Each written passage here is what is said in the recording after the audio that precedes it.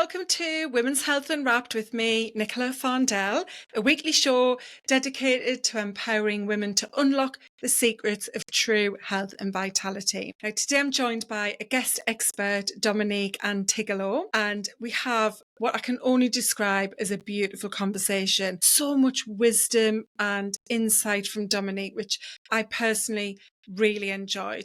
Now, if you're a regular listener, you know that this podcast is here to help you relieve yourself, shall we say, from the overwhelm that is out there about what health and wellness really means. And this conversation is certainly going to do that. So I talk about helping you to strip back all of that confusion that's out there about being perfect.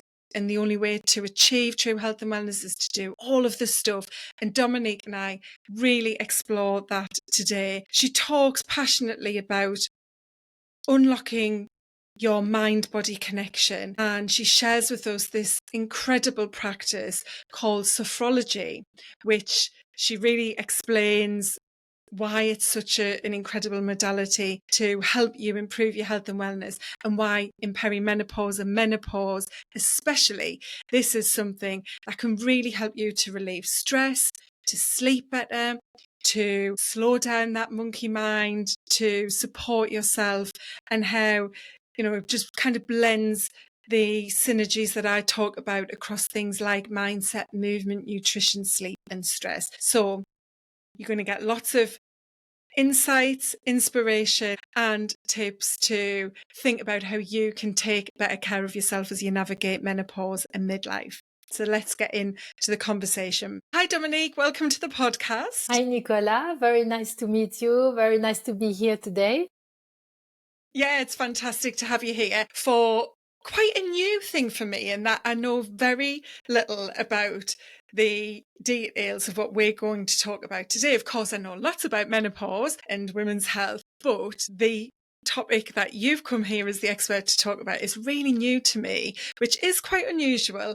And I was very intrigued when you'd reached out to have this conversation, because I had to look it up. I didn't know what it was, and I was very intrigued. And I know that it's going to be something that I think piques the interest of the listener as well. And I really do think we're going to bring a lot of new ideas. But actually, I think from what I've seen and read, ideas that are not new in terms of how we can support ourselves to have better health in menopause, but maybe in the way that we actually build those habits and what specifically we do, around those new tools. But just before we get into all of that, I would love to ask you a little bit about your own health and just find out what your most impactful healthy habit is right now. Okay, I think it's sleep. I think I'm fortunate to be a good sleeper, but sometimes I get distracted in my routine because I have a child, so I need to get up early, and then in the evening I kind of, sometimes go a bit slow and kind of let the time, and therefore I end up the school term tired, and then I use some of the holiday to catch up on my sleep. But so I think for me, if I have enough sleep, everything else seems to really be much easier.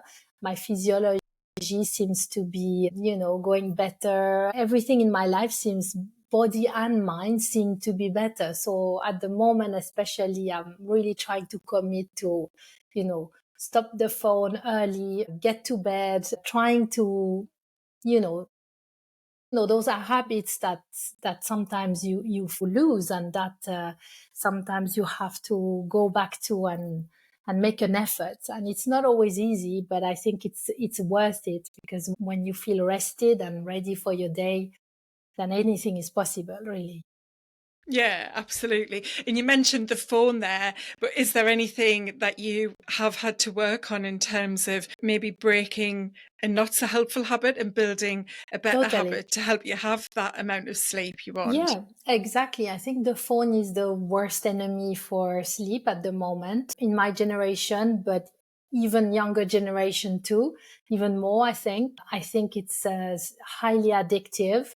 And I think when you're busy and juggling a lot of things, your WhatsApp, your Instagram, your there's always a good reason that you can go there and do something else and add a little information or connect with someone. And it is a highly addictive. And therefore I catch myself sometimes scrolling mindlessly on this little machine and telling myself, oh my God, now this has to stop. Yeah. So sometimes I just, make a point, and recently I've been buying a few good books, and also I've been listening to podcasts a bit more, like in the evening, because it doesn't involve watching a screen. And I think it does help, but you have to make an effort. Otherwise, it's not going to happen, because it's so easy to go back to a phone. Yeah. Yeah, I love that. And you are so normal in that being a challenge, because so many women use their phones on an evening, especially in the run up to sleep, because that's the only time they get to themselves, and they see it as a bit of a treat and self-care. And I'm going to just relax and scroll through Facebook or TikTok or Instagram and see what's going on with the celebrities or the world and so on. It's not just the time that often it eats into, because you get addicted to the screen, as you say, you're doom scrolling and putting off going to sleep. But it's what that's doing by looking at the screen, by absorbing that information into your brain, all of the things you then begin to associate with the content, and so on and so on. And so it just has this huge detrimental ripple effect, doesn't it? And I agree. And I think also not only the light, and as a sophrologist, I'm very in tune with how my body feels. And you do feel wired when you're on your phone in the evening, and also in the morning, you wake up in a different state. I truly feel that impact on the nervous system. When you wake up, you're not as alert, you might be a bit more tired. And over time, I think it does feel that the quality of your sleep is not as good. But also I've noticed that, depending on what you watch and, looking at the news in the world last thing before sleep, or I think it creates a lot of anxiety. And I think, all we see all day long is fires and political problems and accident, all the things that the news are bringing to us, which I'm very aware of and very compassionate about. But I think it does slowly go through your brain and rewires your brain in a way that you end up seeing the world in a specific way, and forget that actually in the midst of all of this, there are also good things happening on this planet. There are very worrying times, but there are also times where, we are, where there are happy things happening, where people are coming together, supporting each other. There are wins happening in the world at the moment, and we totally forget about it because we get absorbed by these big algorithms that are serving us what's most popular and what's most scary, right? So I think this is more, what I'm trying to ultimately fight against, because I feel, I don't want my mind to be wired in that way, and always anticipate for the worst. Yeah. Yeah, absolutely. I'm very similar to you in that I made a very conscious choice actually quite some time ago, probably 2.5 years ago, to stop using an app, a very popular app on a phone, to look at the news and celebrity gossip, showbiz, all of that kind of stuff, because for years I'd used it before bed and first thing in the morning to help wake up. And I just felt such a massive shift in myself in lots of ways by not using that. So yeah, I think some of what we're going to discuss today will also help the listener to think about the use of their phone and that role it plays in stress and anxiety, as you mentioned. So to get into your area of expertise, the topic, sophrology, I'd love to just start with what it is. Yeah, give us like the 101 of the history of it, because it isn't a new methodology. It's something, that has been around for quite some time. Yeah, so for the audience and people who are listening, it's normal if you are based in the UK that you may not have heard of sophrology in the English-speaking part of the world. It is only the beginning. But in where I come from, I'm Swiss originally, and living next to France and Spain and Belgium. All these countries are very knowledgeable about sophrology, and I've used it in many environments since more than 50 years. So basically, sophrology is a stress management practice. It's also a self-development practice. So it's a guided practice. So basically, you would be guided through the voice of the sophrologist, through guided relaxation, visualization, breathing, and body awareness exercise. The exercises are extremely simple to follow. And the beauty of it is the combination and the intention they are behind every exercise you practice. And you really implement sophrology in your daily life, 10 minutes a day, 5 minutes a day, maybe 5 minutes before you sleep, maybe a longer session if you have like deeper stuff that you want to work on. And by using this practice on a regular basis, you're able to rewire how you feel inside yourself, self-connect more, know yourself more, and really unlock new potential. So in continental Europe, it's been used a lot in alongside traditional approach. For example, with people who suffer from insomnia, they might go to an insomnia clinic, and there they will meet with the medical team. And on the side, they will have psychotherapist, a sophrologist, a physiotherapist maybe. So sophrology is really part of the complementary therapeutic tools that we have there. It's been similarly used in the school environment. So kids who are lack confidence, who want to prepare for exam stress, how to keep the balance between studying and doing other things. It's been also very well known in the sports world. So we have many sportsmen and women in continental Europe that have used it for many years.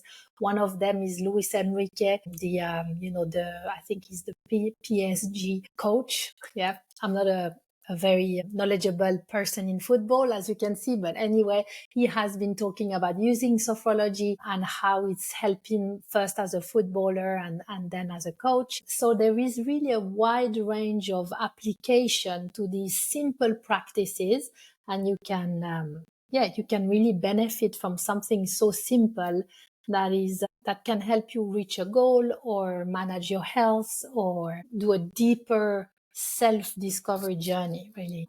Yeah, it sounds so interesting. And I noticed that you were intentionally using the term continental Europe, although the UK are officially, outside of the EU, was still Europe, but you're based in London now. Why do you think this is something that's been used for quite some time? And I loved how you said actually it's been integrated into different kinds of therapy and ways of supporting people, like psychotherapy, and I think, did you mention like physiotherapy and all of these different therapeutic practices and modalities, and this is a part of it. Yet here in the UK, it's just not something that we've adapted yet. Yeah, I think I'm hopeful that, by spreading the awareness around it, we will benefit it more and more here in the UK. I think that question that you ask, why hasn't been around here?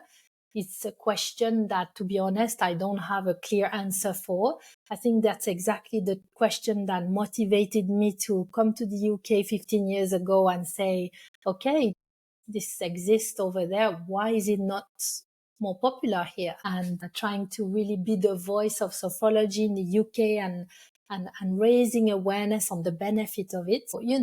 Those things takes time. I think it's a little bit like, I compare it to French cuisine. It's only since, I would say, 15 years that you have very good French cuisine in London. Right. I studied here when I was and I remember the restaurant at the time. And compared to now, when you're looking for real French cuisine, you have it now.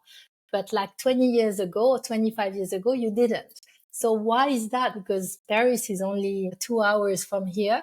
So I think it's the time. Also here we have mindfulness since longer. I think in continental Europe, it's only appeared as sophrology has really crossed, mindfulness is more recognized also now in France and Switzerland. And, so I think these are trends, and it depends on the press. It depends on what the individual look for. It depends. I think that it's a multifactorial answer, really. But it's exciting because it's not new. As you said, it's something new here, but it isn't new, and it's got all the credibility and the experience that we can bring here. And a big part of the ethos around sophrology is in Eastern medicine, isn't it? So talk to me a little bit about that blending together of West and East, and how it is. Perhaps that's part of the reason why it's been slower to come to the UK market, because we are still in that very westernized healthcare system of treating what is wrong, not preventing and protecting. Yeah, I agree. I think so. Sophrology was born in the 60s in the medical world. So it's a neurologist and a psychiatrist that actually put the method together.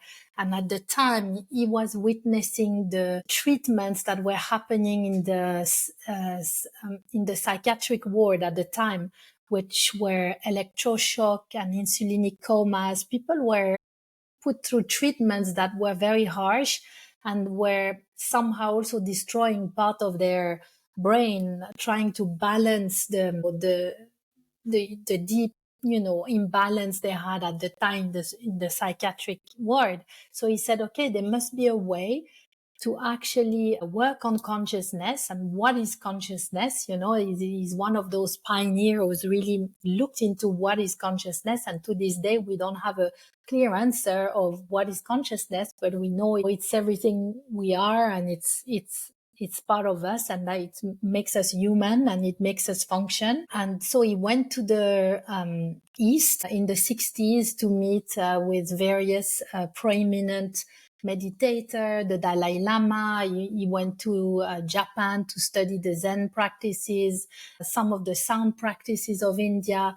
And he brought everything back to Spain and started to blend it with his knowledge of neurology or psychology. And he wanted to serve the Western world and trying to find an easy way for people to connect with themselves through something that's quite structured and simple that they can practice in daily life. And he started to try it on his patient, basically. And slowly it came out of the psychiatric area of medicine to go to the birth preparation. So that's how France adopted it for birth preparation. So a lot of obstetrician became sophrologists and used that as a bit like hypnobirthing, but it's a little different, perhaps a wider approach, a more holistic approach to preparing for birth and parenting.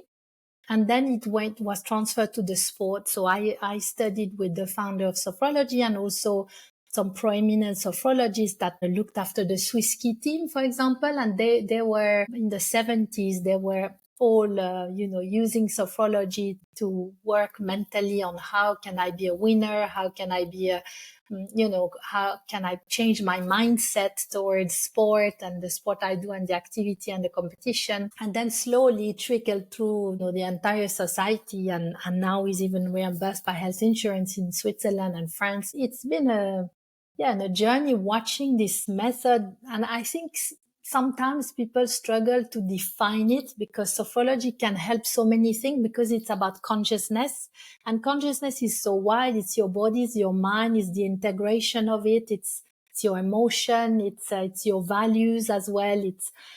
So it's your experience of life. So, it affects all these modalities of consciousness to bring a sense of harmony within your mind and body. And along the way to help you with, symptoms that you may experience like sleep problem and anxiety. But I think because it's quite wide and it can help a lot of things, we cannot just say sophrology helps this, it is this, because it's a deep subject. And I think sometimes deep subjects are difficult to explain to a wider audience because you need a bit of time and you need a bit of conversation to get the message through. Yeah. And I've picked up on quite a few words that you've used, which are words that I use in my marketing and messaging as I try to speak to the kinds of midlife women I would work with. And they're words like take back control, self-growth, self-development, connection with yourself, your mind and body, and really understanding what's going on. And I think this leads us nicely into finding out what led you to now have created a very unique way of using this method for menopause and perimenopause. Because a lot of the work that I do, yes, it's to help women, relieve themselves of some of the symptoms and to not feel so debilitated and prevent symptoms, ideally, to start building their health and strength before they even reach perimenopause, if possible. Yes. But a lot of it is about what does shift in conjunction with those hormonal changes that can create the mental and physical symptoms, which is that inner self-belief and self-value and connection to self that leads to lots of women literally feeling as though they don't know who they are anymore and that they don't like who they are or who they've become, and questioning where they are in life. So it feels like there's this already, from what you've explained, this very nice synergy between what a lot of women are experiencing menopause beyond the actual symptoms themselves. So yeah, what led you to think of this connection to peri and menopause, and how have you built something to support that Yeah. season of life? I think personally it's because I'm reaching 49 and slowly, getting into that stage of my life. So I'm naturally more interested in that than I was 15 years ago, because I think when you're in your 25s, you're not interested in that. And also at my time, the press or the world wasn't speaking at all about menopause. So I think now young ladies will be better informed, and young men as well need to be informed as well. So I think it's getting better. But at my time, it was a bit like this thing for a long time. Yeah? And suddenly you reach those age and you're like, oh yeah, okay, I do see that my physiology is changing. I do see that I don't process food as I used to. I see those tiny changes, and all this conversation that has been very positive, I think, recently around menopause. I think, when you think about when a woman reach that stage physiologically, but also mentally, and they are in need of reevaluating their value system and their confidence and feeling stronger and celebrate the wisdom they have at this age and all the qualities. So how do you actually do that practically? Because it's beautiful to read it that we should do that. And there's so many books about that. But I say, actually, how do you do that in a busy daily life where you're caring for your kids and your aging parents, and you're stretched between your business and everything else going on?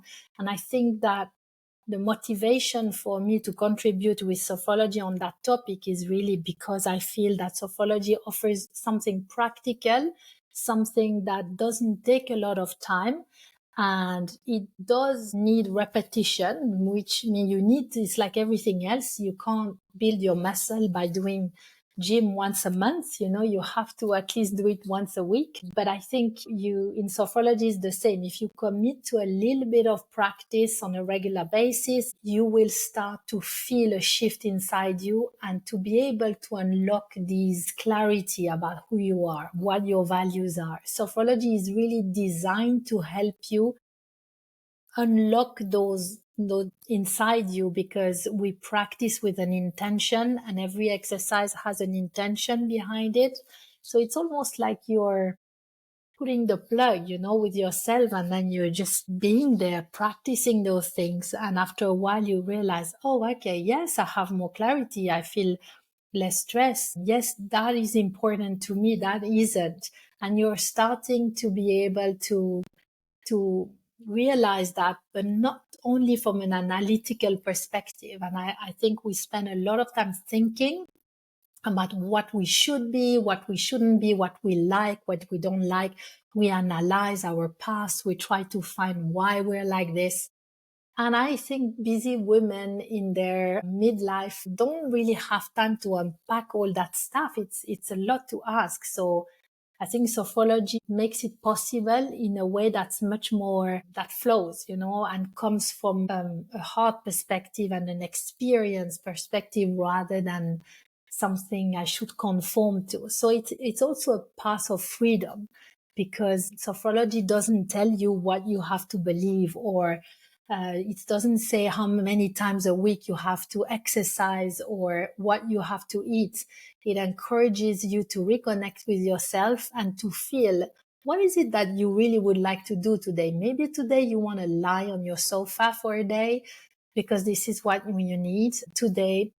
Good for you. Lie on your sofa and embrace it. You know what I mean? And I think that's very important, because in the noise of everything we should do at midlife women, you can really get even more stressed and lost.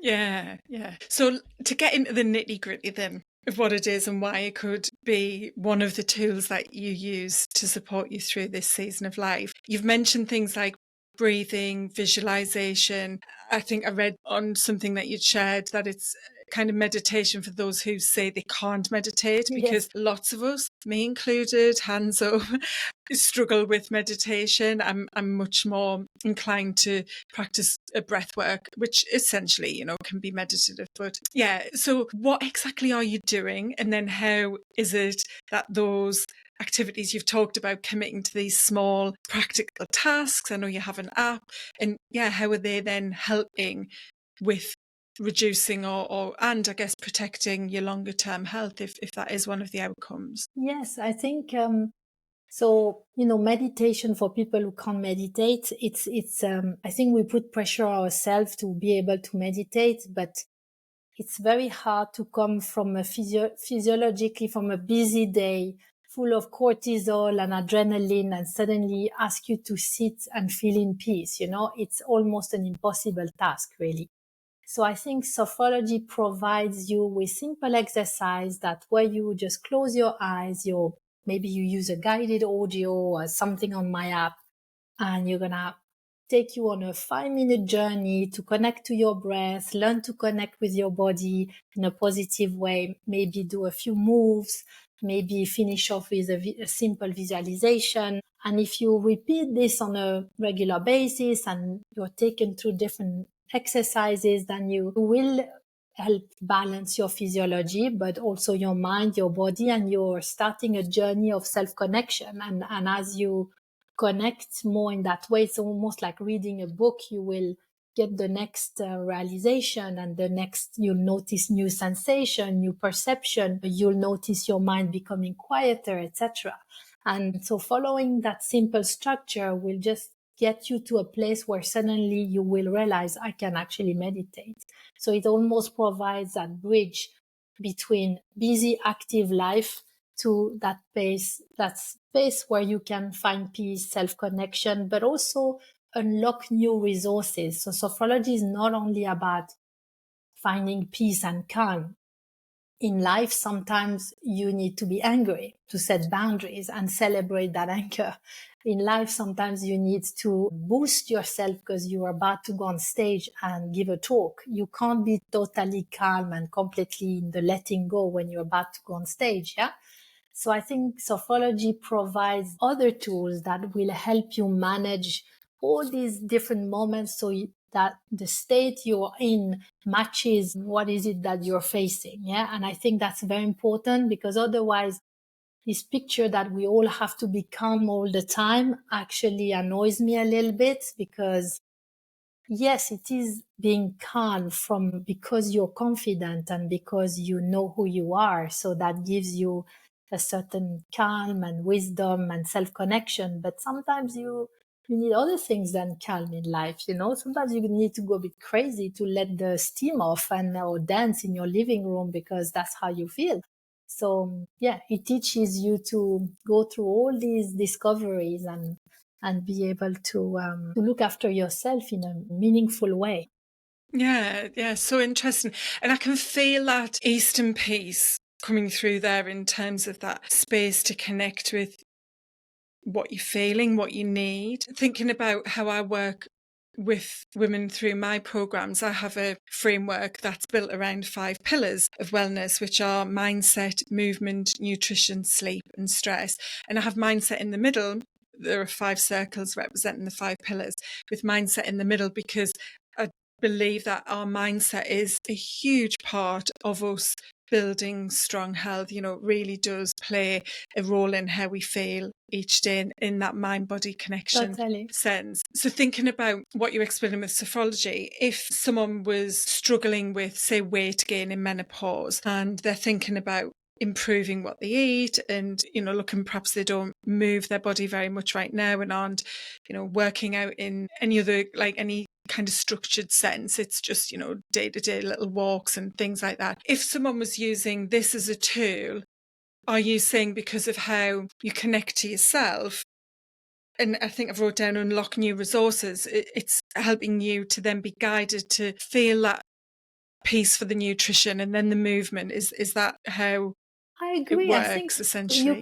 could, for example, help someone feel confident about the fact they are able to sleep or they're able to train. I think it's having a lot of people don't have time to really put in place any sport, not because they don't want to do it, but I think deeply they probably want. But I think there's so much stress and so much to cut through in order to create this 25 minutes in your life where you can actually do some movement. So I think for me, it's really about first acknowledging how you feel right now, and saying and accepting that maybe you're overwhelmed. Maybe is it a push that you need, or is it a space to recuperate before you can actually start doing some sport? What is it that really you need at this point? Because yes, I totally agree. I'm an osteopath by background, so I know the body very well, and I understand movement is key, nutrition is key, sleep is key, socialization is key, finding friends. But when you're overwhelmed and you don't know where to start, sometimes adding an extra thing in your schedule just feels impossible. And that's why I think people don't do it. So I think it's almost a proposal to rewind first and say, okay, you're just going to take 10 minutes a day to sit down with yourself and clear what you feel in your mind, clear what you feel in your body, balance a bit your nervous system. And in a couple of weeks, maybe you can do a one-to-one session with a sophrologist as well, and sit down with someone that guides you through the process in a more personalized way. And in 2 weeks, let's reassess how you feel and what is possible for you. And I think what you feel, or I think it's almost like guiding people into what feels good, and also celebrating the thing they already do, because I think it's easy to always see that we don't do enough, and that we should do more of this and more of that. So I think it's trying to find that balance. And eventually, yes, you can help someone with sophrology to boost their confidence and train harder if they want. You can do anything really, but I think it has to be a teamwork with the person, and getting to know them and understanding exactly where is it they sit. They might not exercise because they're fully depleted from iron and vitamin D, and they're completely exhausted. And therefore, just the thought of going for a long walk is just soul destroying. Yeah. So I think you always have to look at the person individually and say, okay, where is it easier to start for you? And maybe you need a blood test first. And then that's the first step to have a baseline of your physiology. Then you can understand and build on that. So I think I would encourage people to start with the easiest first step for them, and also reach out to someone, a nutritionist, a doctor, a sophrologist, someone that you trust, that has this holistic knowledge like you have, Nicole, and understand the interaction between all the body and the mind, and can support that change. Because doing it on your own in the midst of everything else is sometimes, I feel, is very difficult.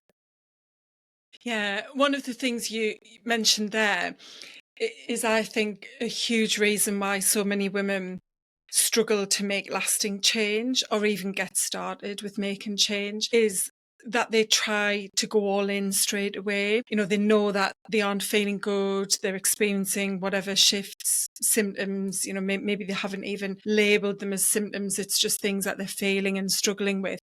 And they think, okay, I need to have more energy. I need to feel better about myself.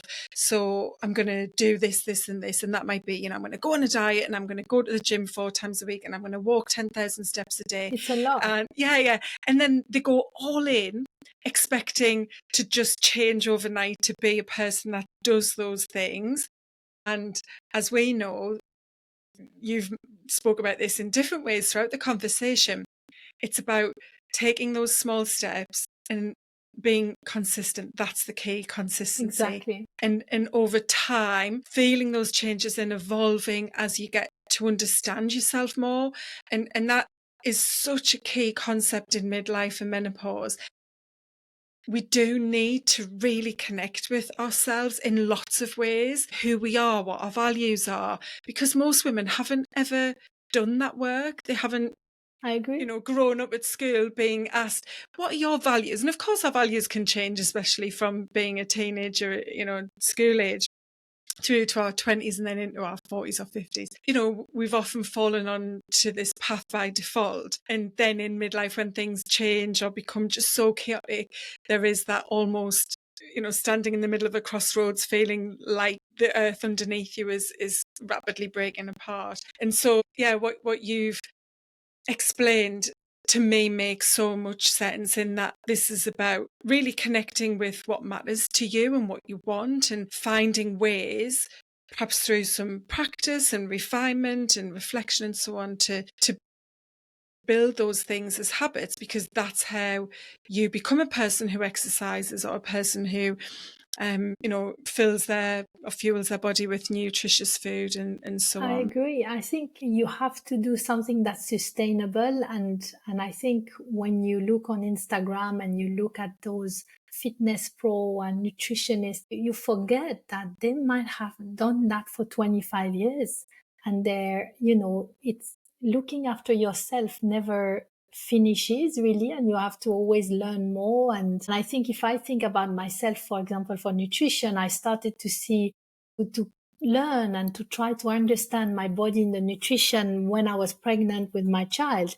And now he's 10, and I'm still sometimes calling a nutritionist and saying, what can I do for this? Or can you help me solve this, or help me? And although I know a lot, but I do need sometimes a reminder. And if you look at the trajectory overall, the way I feel myself is 10 times better than 10 years ago, but it has taken that time. And sometimes I go back to my older habits, and it's fine as well, because I'm busy doing something else, creating something for my business.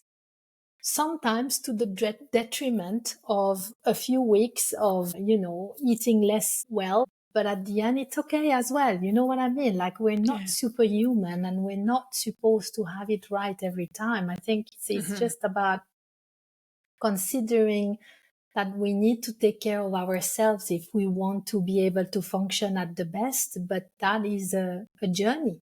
And it's not something that's just going to happen overnight. So one small step, just drink a bit more water while it's really hot during summer.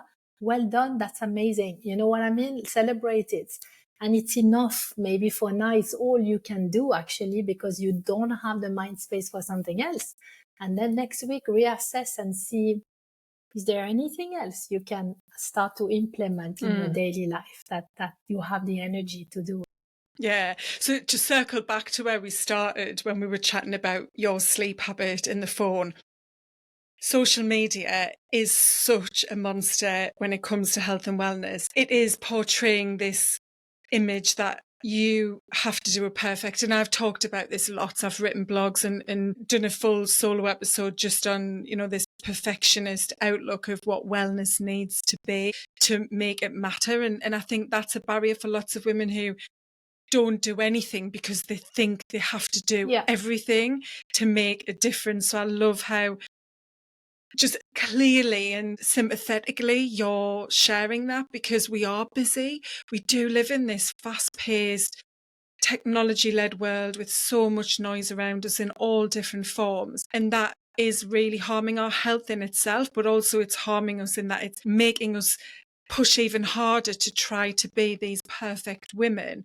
And when we feel like we're falling short, which I think because we're trying to be perfect, 100% of us, or nigh on 100, think we are imperfect. And so just, hearing this today, and I think really thinking about this for yourself and how you can show yourself more compassion. And I've written a blog on this, that I think compassion is the missing piece of the wellness puzzle, because we can be so hard on ourselves. I must eat this, I should do that, I have to stop using the phone, all of these words: should, have, must, can't.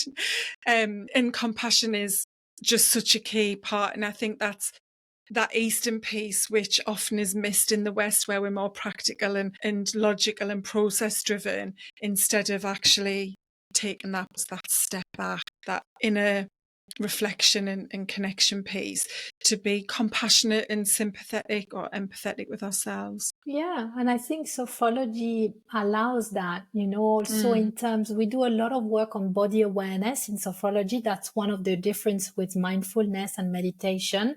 We spend a lot of the beginning work of sophrology by connecting to sensation, recognizing you have a body in space, that you can actually shift tension with your breath from your body. And you learn that your body is your friend. Actually, it supports you all day long, all years long. It makes all these change all the time, to the point that, yes, maybe you're reaching 50 and you don't look like you were in your 20s, and you have those circles around your eyes and you have those little things on the corner. But I think it also teaches you to accept that, and because your body is not only an image that you see in the mirror, it's also part of your consciousness. It's you, it's who you are. And it allows you to just let all that noise out, and just don't worry too much about all the things that our society says we should worry about. And I think this is so freeing, because and people resonate with that, with the authenticity of who you are. And I think it's very important, because it simplifies your life, really, if you start to think in that way, I don't think I think it does matter, and I do look after myself, but I think I also appreciate that, I'm the age I am, and yes, I no longer look like this, but I've got a business, a child, I'm more experienced, I continue to grow every day, I learn, I can still do a business at my age, there's a lot of things I can do, I can help the younger ones, like there's a part of that journey that's really lovely, and so much simpler than when I was a 20-year-old. So I think that these are the things I'd like to connect with, the joy of being where I am, rather than looking at all the default and the problems that, if you focus on, you're never going to win anyway. Because you're going to get older if you're lucky. Yeah. And in that sense, you are lucky to age. You are. And that's a big part of what I think, we all need to ground ourselves in, is that gratitude for being here. It's funny, when I work with clients in my one-to-one program, although many of them have very specific health goals, and often it is related to their weight, to their fitness. And when we start working together, of course, they're not the real goals. The goals are much bigger than that. Those things are often part of the process of achieving those goals. But so much of the work we do together and what we unwrap is related to how they feel about themselves, and this thing we've talked about with knowing who you are and what matters to you, your values, and so on and so on. And they're always really surprised. And when I share this with people who haven't been coached, they expect that, that the situation would be, first session we're talking about, well, what do you have for lunch? How can you have more protein for lunch? How can we add more fat for lunch? But actually, even if someone has a goal to improve their diet and perhaps stop dieting as such, we rarely talk about the nitty gritty, the detail of what they eat and how they could eat. We talk much more about this part of knowing who you are. And I think you've just touched on so many really important and beautiful things there that we we have deprived ourselves of as women. And I'm such an ambassador for this time of our lives. We have to take control. And for many of us, that means making changes, whether it's to our job or our overall career, our relationships, whether that's romantic partner or family or friends, and interests, and perhaps how you parent, and just all of those things which actually together do form such a big, huge piece of you being healthy, well, and living long and strong as well. Yeah. So just to wrap us up, Dominique, I've loved the conversation, and I knew I was going to be very interested in sophrology once I'd looked at it a little bit. But yeah, I'm really fascinated by it. It sounds like such an just interesting, but really simple. And I don't know because I haven't tried it, but something that could be quite simple to bring into your toolkit. I talk about having this toolkit, Totally. and I think it could be one of those tools. Tools it that is you another tool use in your toolbox, to be able to unlock your true potential and then feel aligned with yourself. Yeah. So I'd love to ask you for 3 simple steps. You've given lots of tips, but to kind of bring the conversation to a close and leave someone knowing what to do next to help take better care of themselves. I think let's, focus on that and where you put it together using sophrology. What would be 3 simple steps someone could take now? Yeah, I've been thinking about that. I think for me, very simple. I think it's like when you feel a discomfort in your daily life, it could be an anxiety in your mind, it could be a tension in your body, it could be a frustration that you experience. Taking just a moment to inhale, tense your arms like this in front of you, clenching your fist, clenching every muscle of your body, and then exhaling with your mouth. A long, slow exhale and releasing your arms down and relaxing your body again. Like that simple act of connecting to your body and your breath in any moment of the day, just saying, okay, I feel the frustration now.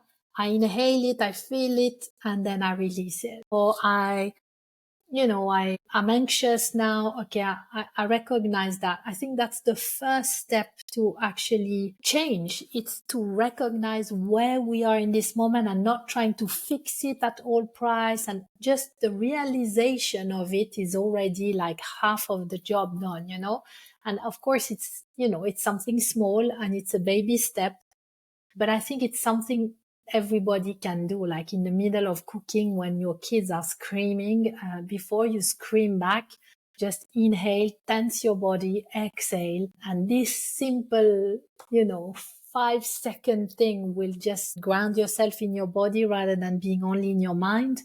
And it will just give you a little bit more oxygen and just help you to maybe take a different decision or make a decision rather than being on automatic pilot and just going for the usual, the usual thing you were going to do in your pattern anyway. Yeah.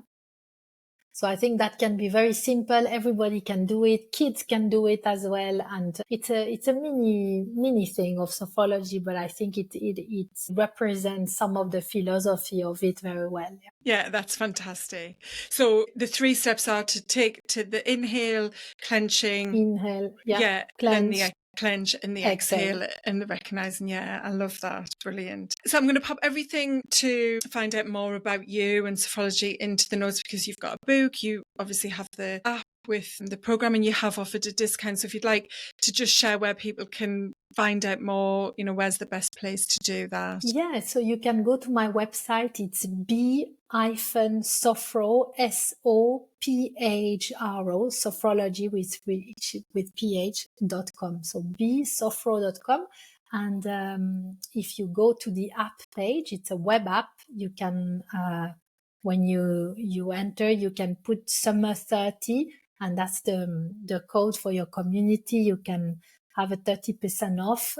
You can sign up monthly or yearly, and there's not only me or guiding session there. There's also 3 other sophrologists, and we have programs on menopause, but also on sleep and on confidence and positivity. And it's all usually small chunk of practice that you can repeat on a daily basis. And we're constantly adding a little more practices, growing the app. So yeah, you're welcome to come and be part of the journey. And we connect on Instagram also at Be Sophro London, where we give lots of tips, and I do regular stories and try to share my journey as a founder and a sophrologist, as a mom, and someone who's also on the journey. Yeah. Yeah, brilliant. So yeah, definitely suggest checking out those links in the notes and finding out more, even if it's just starting with Instagram and watching some of what you share on there. So thank you so much for your time and sharing all of this knowledge and passion with us. I think it's something, someone listening can definitely take on board to take those next steps and improve their health. Thank you, Nicola. It was great to meet you. Yes, you too.